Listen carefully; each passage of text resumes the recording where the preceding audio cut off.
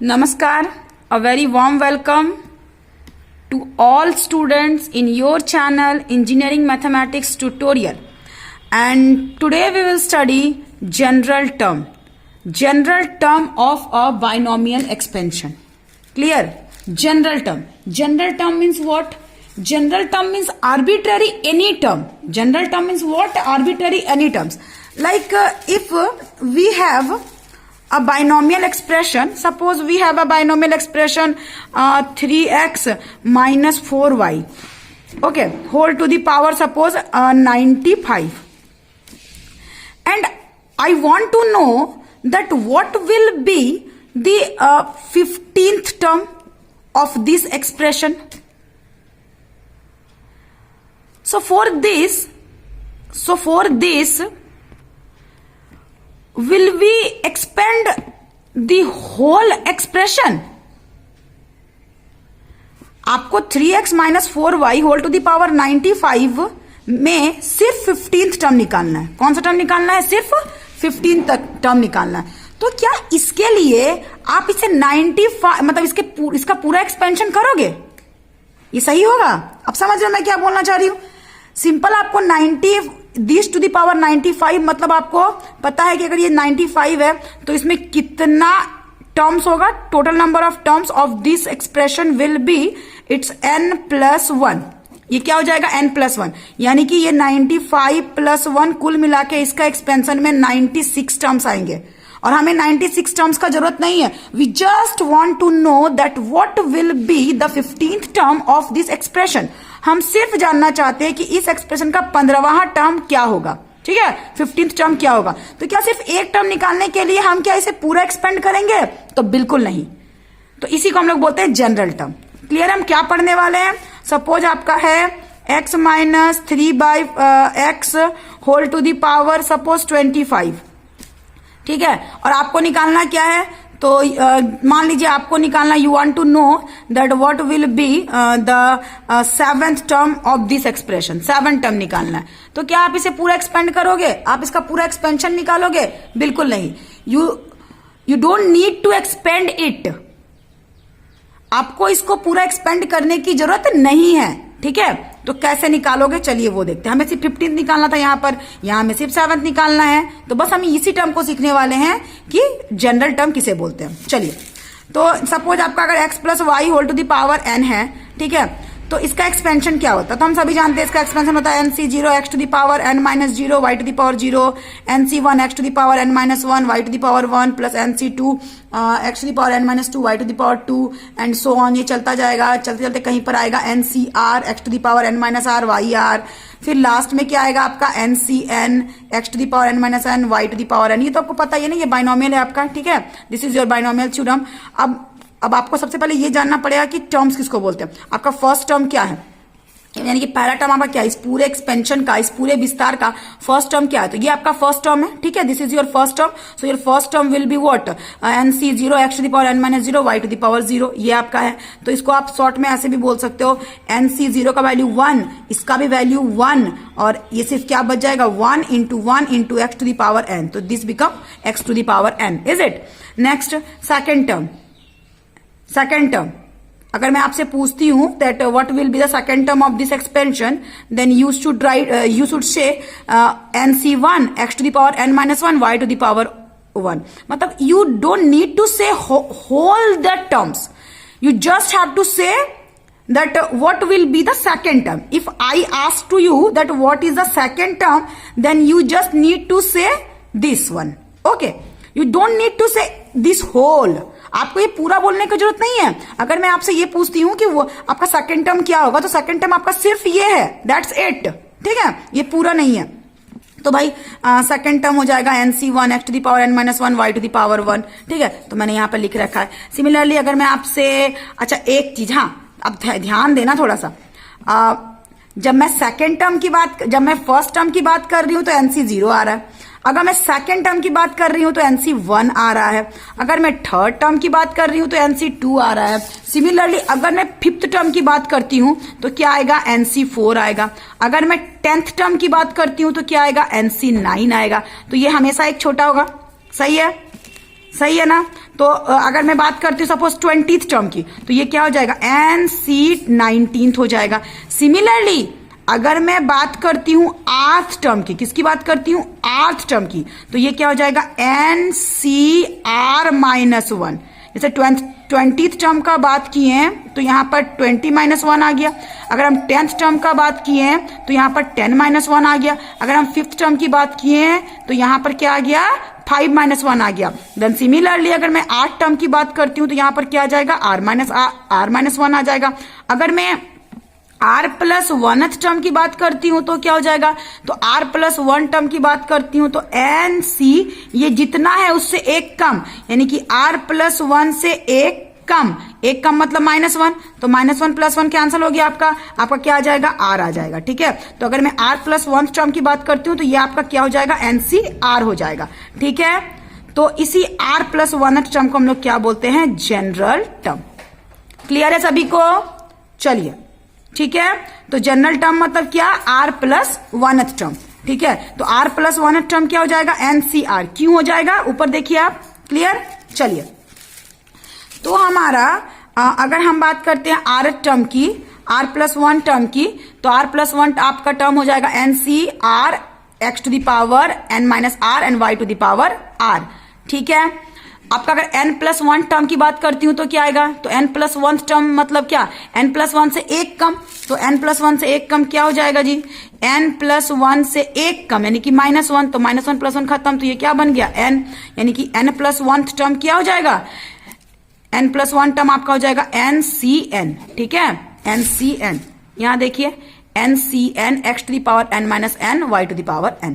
Clear है? सो हम क्या बोल सकते हैं जनरल टर्म्स के लिए, तो जनरल टर्म के लिए हम बोल सकते हैं, तो जनरल टर्म का मतलब क्या है, जनरल टर्म का मतलब है TR+1। समझ में आ गया, TR+1। और जब ये R+1 की बात करेगा तो ये हमेशा R उससे एक छोटा होगा, उससे छोटा मतलब क्या, R+1 -1 यानी कि R। So it's NCR x⁻n-r y⁻r।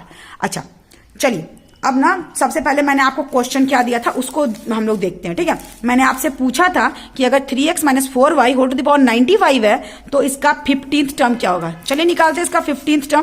तो हमारे पास फॉर्मूला क्या होता है, हमें निकालना क्या है, हमें इसका 15th टर्म निकालना है। तो T15 का मतलब क्या हो जाएगा, T14 + 1 क्या हो जाएगा, T14 + 1। सही है। अब आप बोलोगे मैम 15 को आप 12 + 3 भी तो लिख सकते थे, तो आपने सिर्फ 14 + 1 ही क्यों लिखा, वाई यू, आपने क्यों लिखा 14 + 1। ठीक है, आपने क्यों नहीं लिखा 12 + 3, क्योंकि देखिए यहां पर होता है R+1, तो ये +1 तो रहेगा ही, तो +1 देने के बाद 15 में कितना बचेगा, तो 14 बचेगा। ठीक है, that's why I right here 14 + 1। चलिए, अब हम लोग इसको बढ़ते हैं आगे।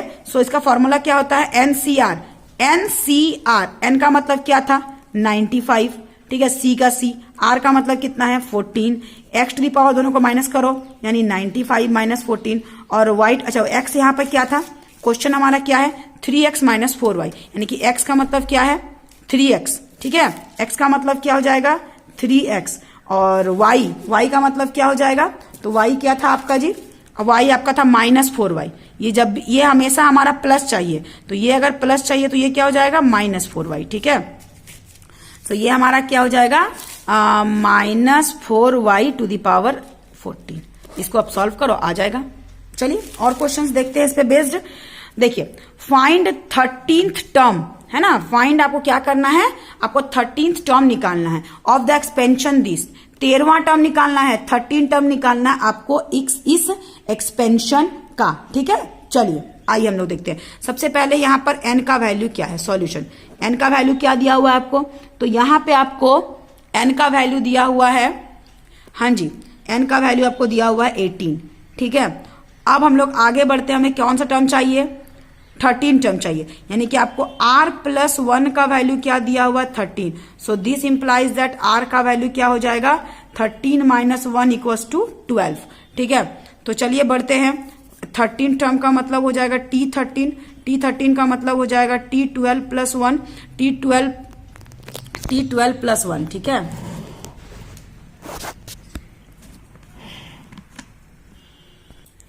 सो ये क्या हो जाएगा, T13 = T12 + 1, एंड T12 + 1 का फॉर्मूला क्या हो जाएगा, फॉर्मूला क्या होता है, आप अभी जस्ट देखे हो, NCR equals to X to the power n minus R और y to the power r, ठीक है। तो चलिए फिर हम लोग आगे बढ़ते हैं। ये हो जाएगा NCR, n का मतलब क्या, n का मतलब 18, c r का मतलब क्या 12, x टू द पावर, तो फर्स्ट टर्म यहाँ पर क्या है, यहाँ पर एक्सपेंशन आपका क्या था 9x, यानी कि 9x to the power this minus this यानी कि 6, एंड ये आपका क्या हो जाएगा, अगर -1/3√x है, ठीक है, तो हम अच्छे से जानते हैं यहाँ प्लस होगा और ये -1/3√x हो जाएगा ना, क्योंकि यहाँ जब भी हम बाइनोमियल डील करते हैं तो ये अगर आपका सपोज क्या है 9x - 1/3√x है, ठीक है, तो इसको हम लोग क्या लिख सकते हैं 9x प्लस -1/3√x इतना बोल सकते हैं, ठीक है। तो y की जगह में क्या है -1/3√x और इसका पावर कितना हो जाएगा 12, ठीक है। So this is equal to 18c 12 का वैल्यू निकालो, आपका 18 का फैक्टोरियल बाय 12 का फैक्टोरियल, 18 - 12 यानी कि 6 का फैक्टोरियल, 9 टू द पावर 6, इसको आप 9 टू द पावर 6 रहने दो, ये आपका x टू द पावर 6, ठीक है, माइनस का पावर 12, तो माइनस का पावर 12 प्लस हो जाएगा 1 का पावर 12, 1 हो जाएगा, 3 का पावर 12, अच्छा 3 का पावर 12 आप रख दो यहाँ पर, और इनटू √x का पावर 12। चलो √x का पावर 12 मतलब क्या लिख सकते हैं, ये √x का पावर 12, √x मतलब x का पावर 1/2 और इसका पावर 12, 6 जा x टू द पावर 6, ठीक है। ये हमारा क्या हो जाएगा, ये हमारा x टू द पावर 6, ये और ये हमारा कैंसिल हो जाएगा। अच्छा 9 को हम बोल सकते हैं, इसको थोड़ा सा ध्यान दीजिएगा, 18 का factorial 18 into 17 into 16 into 15 into 14 into 13 into 12 का फैक्टोरियल बाय 12 का फैक्टोरियल, 12 फैक्टोरियल कैंसिल हो गया। 6 को बोल सकते हैं 6 into 5 into 4 into 3 into 2 into 1, और 9 का पावर 6 को बोल सकते हैं 9 का पावर 6 और 3 का पावर 12 कैंसिल हो जाएगा। कैसे 9 का पावर 6, 9 का पावर 6, तो 9 को बोल सकते हैं 3 का स्क्वायर और इसका पावर 6, 9 का मतलब 3 का स्क्वायर, इसका पावर 6, तो 3 का पावर 6 2 जा 12, ठीक है, इतना बोल सकते हैं। चलो तो ये हमारा कैंसिल, तो बस इतना आ गया। अब हम इसको सॉल्व कैसे करें, 5 3 जा 15 और ये हमारा हो गया 15, ठीक है। अब हमारा हो जाएगा हाँ जी 4 2 जा 8 और 8 2 जा 16 और 6 और यहाँ पर 6 3 जा, ठीक है। तो कुल मिला के आप मल्टीप्लाई कर दो, 17 इंटू 3, 17 इंटू 3 कितना हो जाएगा 51, 51 इंटू 2 102, 102 इंटू 14 इंटू 13। आप इसको पूरा मल्टीप्लाई करना, आपका आएगा 18,564 आंसर। क्लियर। चलिए नेक्स्ट क्वेश्चन की ओर आगे बढ़ते हैं। हाँ जी, हमारा नेक्स्ट क्वेश्चन क्या है, find the rth term in the expansion of this. हम लोग को क्या निकालना है, rth टर्म निकालना है, ठीक है। तो rth टर्म क्या हो जाएगा, ध्यान दीजिएगा, हमें कौन सा टर्म निकालना है, rth टर्म निकालना है। सबसे पहले यहाँ पर आपका एक्सपेंशन है x प्लस 1/x, ठीक है, और n का वैल्यू क्या है, n का वैल्यू है 2r, और हमें निकालना है rth टर्म। rth टर्म का मतलब हो जाएगा tr, और tr का मतलब क्या हो जाएगा, इसे r प्लस 1 के रूप में लिखना है। तो यहाँ पे हम क्या लिखें कि प्लस 1 करें तो फिर वो r ही आए, तो डेफिनेटली हम यहाँ पर क्या लिखेंगे r माइनस 1, तब ना r माइनस 1 प्लस 1, तो प्लस 1 माइनस 1 कैंसिल, ये हमारा आ जाएगा r। अब टी आर माइनस 1 का मतलब क्या हो जाएगा, तो टी आर माइनस 1 का मतलब हो जाएगा N C R minus 1 X to the power, तो x मतलब फर्स्ट टर्म, तो this to the power this minus this, यानी कि n minus R minus 1 and this to the power 1/x to the power नीचे वाला यानी कि r minus 1। So N C R minus 1 को हम एन सी आर माइनस 1 ही लिखेंगे, क्योंकि ये तो वैल्यू नहीं है, वैल्यू होता तो इसको हम लोग सॉल्व करते फर्दर, ठीक है। ये हो जाएगा x to the power n minus R minus minus plus 1 into 1 का पावर कुछ भी हो 1 ही होगा, और ये x का पावर हो जाएगा r minus 1। So this is equal to N C R minus 1 X to the power n minus R plus 1, ये ऊपर जाएगा तो ये प्लस r है, तो ये हो जाएगा माइनस r, और ये माइनस 1 ऊपर जाके हो जाएगा प्लस 1, तो ये दिस इक्वल्स टू हो जाएगा। अच्छा एक मिनट, हाँ n की जगह में मुझे लिखना चाहिए था, यहाँ पर क्या लिखना चाहिए था, 2r, ठीक है। n की जगह में क्या होगा 2r, तो यहां पर भी क्या हो जाएगा मेरा 2r, सही है ना। यहां पर मेरा n की जगह पे 2r और यहां पर भी मेरा 2r, सो ये क्या हो जाएगा, this become your 2r and this what, यहां हो जाएगा आपका 2r, सही है, 2r दिस। अब ये आपका क्या हो जाएगा, ये आपका 2r c r माइनस 1 और x टू द पावर ये हो जाएगा आपका 2r, ठीक है, 2r minus R plus 1 minus R plus 1। अब ये माइनस आर और माइनस आर, माइनस 2r और ये प्लस 2r कैंसिल हो गया, तो 2r c r माइनस 1 है ना, और x to the power 1 plus 1 हो जाएगा 2। तो बस ये आपका आंसर हो जाएगा। आप चाहो तो इसको फर्दर सॉल्व कर सकते हो। इसको सॉल्व कैसे करोगे, तो आपका T R equal to this, इसको अगर आप सॉल्व करना चाहो तो ये आपका हो जाएगा 2r का फैक्टोरियल और नीचे क्या है था r माइनस 1, यानी कि एक बार r माइनस 1 का फैक्टोरियल और एक बार 2r माइनस r माइनस 1 इस पूरे का फैक्टोरियल। तो आप ऐसे लिखो या फिर आप इसको ऐसे लिखो, बात बराबर है। आप देख सकते हो अब हमारा टॉपिक क्या है, मिडिल टर्म। क्या टॉपिक है हमारा, मिडिल टर्म। बड़ा इजी है, आप ध्यान देना मिडिल टर्म किसको बोलते हैं। जैसे मान लीजिए एक आपका एक्सपेंशन है x प्लस वाई का होल स्क्वायर, तो यहाँ पर कितने टर्म आएंगे, 3 टर्म आएंगे। पहला एक्स स्क्वायर, देन आपका 2xy, देन आपका वाई स्क्वायर, तो ये 3 टर्म आएंगे, 2 है तो पक्का 3 टर्म आएंगे, तो इस टर्म को हम लोग बोलते हैं मिडिल टर्म। अगर मान लीजिए यहाँ पर x प्लस वाई का होल टू द पावर 3 होता, ठीक है, तो यहाँ पर कितने टर्म आते, 4 टर्म आते हैं, यानी कि X cube plus 3x square Y plus 3x Y square plus Y cube, ठीक है। तो इस केस में आपका मिडिल टर्म क्या होता, आपका मिडिल टर्म 2 होता, ठीक है। तो आपने एक चीज नोटिस किया, अगर ये मेरा इवन है, ये मेरा क्या है, इवन है, तो नंबर ऑफ टर्म्स ऑड है, और नंबर ऑफ टर्म्स ऑड है तो ओनली 1 मिडिल टर्म है। लेकिन ये अगर मेरा ऑड है तो नंबर ऑफ टर्म मेरा इवन है और मिडिल टर्म कितना है, 2 है, ठीक है। तो चलिए इसी चीज को हम लोग सीखेंगे। पहला केस जब n का वैल्यू इवन है, अगर n का वैल्यू इवन है तो नंबर ऑफ टर्म्स उससे एक ज्यादा हो जाएगा, यानी कि n प्लस 1 हो जाएगा, तो ये पक्का ऑड हो जाएगा। तो इस केस में मिडिल टर्म कितना हो जाएगा, 1 हो जाएगा। और वो मिडिल टर्म निकलता कैसे है, n/2 + 1। आप खुद देख लो यहाँ पे आपका क्या था, तो यहाँ पे आपका था n का वैल्यू क्या था, n का वैल्यू 2 था ना, n का वैल्यू क्या था, n का वैल्यू 2 था, तो नंबर ऑफ टर्म्स कितना आया, 3 आया। 3 का मतलब ये हमारा क्या हो जाएगा, ऑड हो जाएगा। और ऑड के केस में हमारा मिडिल टर्म कितना निकलता है, 1, ओनली 1।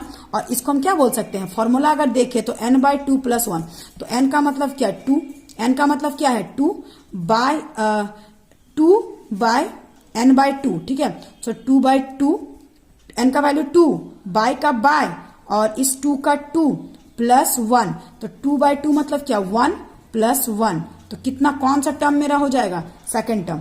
कौन सा टर्म, सही बात तो है, फर्स्ट सेकंड टर्म आ गया। लेकिन वही अगर ये ऑड है, यहां देखिए इफ n इज ऑड, अगर n क्या है आपका ऑड है तो नंबर ऑफ टर्म्स क्या हो जाएगा आपका n + 1, यानी कि इवन।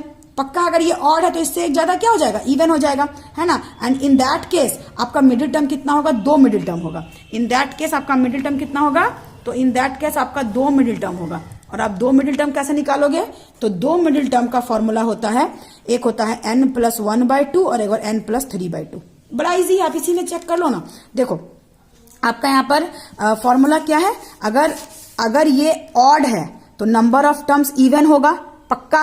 और अगर ये नंबर ऑफ टर्म्स इवन है, 1 2 3 4 टर्म्स मतलब कि आपका इवन है। और इस केस में मिडिल टर्म का फॉर्मूला क्या होता है, तो मिडिल टर्म का फॉर्मूला होता है एक बार n + 1/2 और एक होता है n + 3/2।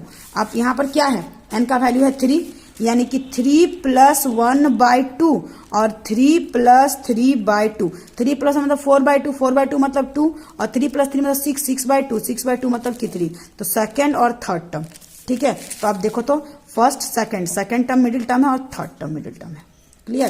तो ये हमारा फॉर्मूला होता है मिडिल टर्म्स का, n + 1/2 और n + 3/2। कब, जब n का वैल्यू क्या है, ऑड है। और अगर n का वैल्यू इवन था तो क्या होता है, n/2 + 1, ठीक है। मिडिल टर्म का फॉर्मूला क्या होता है, n/2 + 1। चलिए एक क्वेश्चन है यहाँ पर, find the middle term in the expansion of this. इसमें आपको मिडिल टर्म निकालना। सबसे पहले आप यहाँ पे देखो n का वैल्यू क्या है 10, n का वैल्यू क्या है 10। 10 आपका इवन है कि ऑड है? ऑब्वियसली इवन है, यानी कि नंबर ऑफ टर्म्स कितने निकलेंगे? नंबर ऑफ टर्म्स आपके निकलेंगे n+1, यानी कि 10+1 यानी कि 11। सही है। और जब ये ऑड हो, जब ये इवन है तो नंबर ऑफ टर्म्स ऑड है, और उस केस में मिडिल टर्म कितना निकलता है? 1 निकलता है। इवन वाले केस में अभी जस्ट आपने देखा कि इवन वाले केस में हमारा इवन वाले केस में मिडिल टर्म सिर्फ 1 निकलता है। उसका क्या होता है? कौन सा टर्म निकलता है? n/2+1। इवन वाले केस में मिडिल टर्म 1 निकलता है n/2+1। ठीक है, तो ये मेरा इवन था, तो इस वाले केस में क्या हो जाएगा? Middle term equals to formula, हमारा मिडिल टर्म इक्वल्स टू आपका क्या हो जाएगा? n/2+1 टर्म, इतना नंबर का टर्म। तो n मतलब क्या है? 10, तो 10/2+1 इतना नंबर का टर्म, यानी कि 10/2 मतलब क्या? 5+1। ठीक है, यानी कि हमारा कौन सा टर्म होगा? 6 टर्म होगा। आपको निकाल के भी दिखाना है कि वो 6 टर्म क्या होगा, तो आपको T6 निकालना है। क्या निकालना है आपको? T6। तो T6 का वैल्यू आप जानते ही हो, क्या हो जाएगा? T5+1 हो जाएगा, पक्का ना? T5+1 हो जाएगा। और T5+1 का वैल्यू क्या हो जाएगा? तो आपका T5+1 का वैल्यू हो जाएगा NC5 A⁴। तो आपका देखो ध्यान से, हाँ, A मतलब क्या? x/3। A मतलब क्या? x/3, x/3 n-5, and B मतलब क्या? 9y, तो 9y⁵। यहां देखिए आपको क्या निकालना था? T5+1 निकालना था, तो T5+1 का मतलब क्या हो जाएगा? तो NC5 x/3। A का वैल्यू ये था, तो A का वैल्यू ये था x/3 दोनों को माइनस करके, और B का वैल्यू क्या था? 9y था ना, 9y, तो ये नीचे वाला। अच्छा, n का वैल्यू भी तो गिवन था ना, n का वैल्यू क्या है? 10 है। चलो जी, ये जाएगा 10C5 x/3 तो 10 - 5 मतलब 5, और 9y⁵। सो कुल मिला के ये 10 का फैक्टोरियल, ये नीचे 5 का फैक्टोरियल, 10 - 5 यानी कि 5 का फैक्टोरियल। ये हो जाएगा x का पावर 5, ये हो जाएगा 3 का power 5 into 9⁵ into y⁵।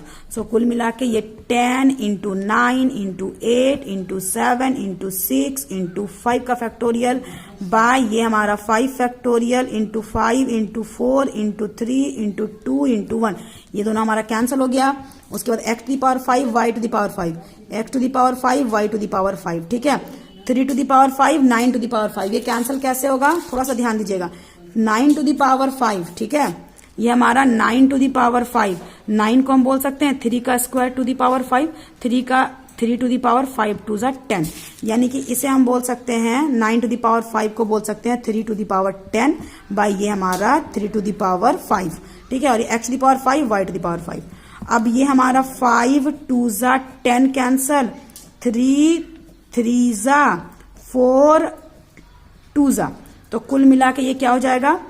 3 2 6, 6 6 36, 36 into 7। चलो अभी 36 इंटू 7 ही लिखते हैं। ये 3 का पावर 5 है, 3 का पावर 10 है, यानी कितना हो जाएगा? 3 का पावर 10 - 5 इंटू x⁵5 और y⁵, यानी कि 36 इंटू 7 इंटू 3 का पावर 5 इंटू x5 y5। ठीक है, तो ये इसका वैल्यू क्या हो जाएगा? इसको आप सॉल्व करोगे तो इसका वैल्यू आ जाएगा आपका 61236। ठीक है, इसका वैल्यू क्या आ जाएगा? 61236 x⁵5 y⁵। आंसर।